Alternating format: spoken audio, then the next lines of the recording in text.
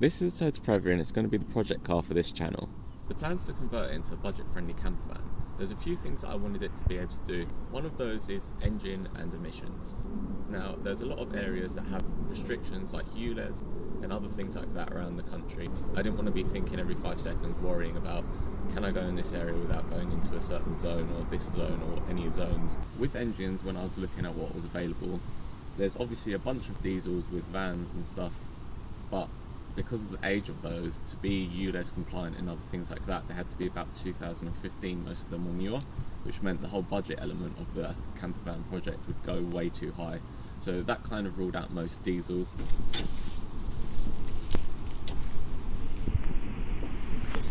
I ended up going for a petrol because I wanted it to be budget friendly. The restrictions on diesels were just a bit too much, so I ended up going for a petrol, which works for me.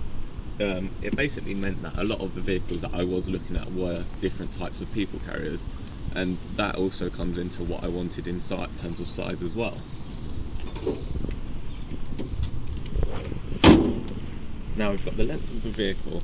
This is about as long as you can go where it will fit in a normal UK space.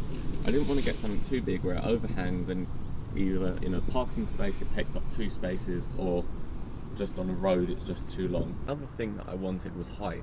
I didn't want it to be too high that going through height restrictions I wouldn't be able to get through, because then that would limit quite a lot of car parks and just other places that would make my life harder. This was a good compromise in terms of height and length. There was other things that you could have got that were a little bit smaller, like a Citroen Berlingo, but I didn't want to go for something like that because the length of the bed, I'd end up having to move the seats forward to get a full length bed in every time that I wanted to park up. All the criteria that I mentioned above ended up leading me to this. It met all the criteria that I was looking for.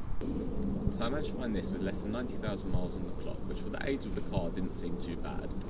It did come with a few problems because it was abandoned for about 14 years, therefore it did need a few things to get going. It became abandoned because an elderly lady had it who unfortunately passed away, and therefore it just sat unused for years upon years. It ended up being that the daughter of the person who owned it ended up selling it onto a company, and that's who I bought it from. So when I got the car, I started off by giving it full service because it hadn't been done in about 14 years.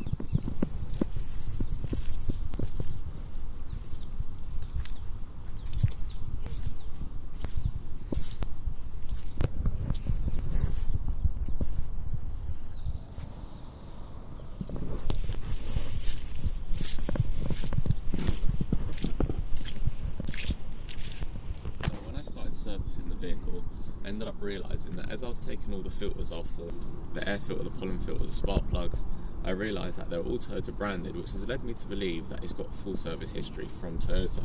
I still need to get in contact with them in the hopes that that's right, but I'm hoping they can confirm that it has got full service history up until the point that I got it. I also changed a few other bits, and I videoed most of the parts that I have changed on the car, and I'll be putting those videos out shortly. I also had to change the fan belt, as that was very cracked due to being left for 14 years.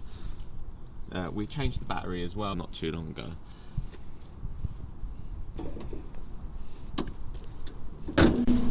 Then we also had to change a few other things. One of those things that I had to change was the brake shoes because the handbrake wasn't holding the car. Though that one I didn't film because I was trying to get the car ready to go on a short little trip. So despite the fact that it's cold and freezing now, when we actually got the car it was quite hot, it was peak of summer.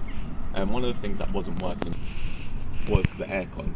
Because of how long it had been sitting, the aircon needed regassing, and I had done that, but I didn't film that because it was so hot and I just needed to get it done again because of time constraints for it to go on a trip. One of the AC lines that you need to get to is underneath the car, whereas on most cars you can get them both from the top. Once summer ended, we ended up with a few not so nice surprises. It started to rain and the sunroof decided that it was time to start leaking. I only realised that once I sat in the driver's seat and I ended up soaking wet because of all the water that had come in the car.